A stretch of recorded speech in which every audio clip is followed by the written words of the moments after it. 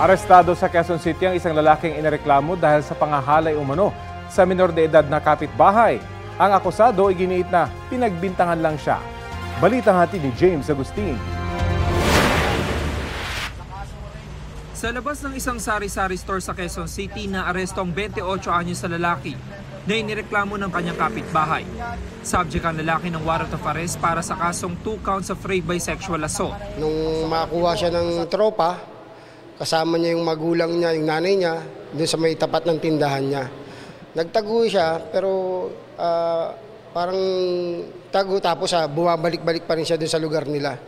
Ayon sa pulisya, minor de edad ang babaeng biktima na ilang taon ng kapitbahay ng akusado. Nangyari itong kasong ito, last pandemic 2020, 5 years old yung namolestya niya. Nagsumbong yung bata pero hindi pa rin nagsampa ng demanda yung mga magulang. Then uli ito nung mag 7 years old na yung bata. So doon nag-file ng demanda laban dito sa akusado natin. Ikalawa sa most wanted persons list ng pulisya ang naarestong lalaki. Dati na siyang nakulong dahil sa pagsusugat. Nang tanungin kaugnay sa kanyang pagkakaaresto, pinabintangan lang po talaga ako. bakit po kaya?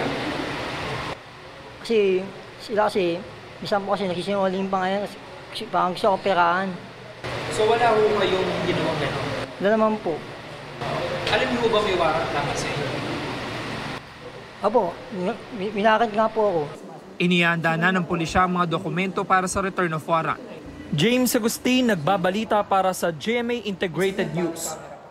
Kapuso, alamin ang maiinit na balita. Bisitahin at mag-subscribe sa GMA Integrated News sa YouTube. Sa mga kapuso abroad, samahan nyo kami sa GMA Pinoy TV at sa www.gmanews.tv.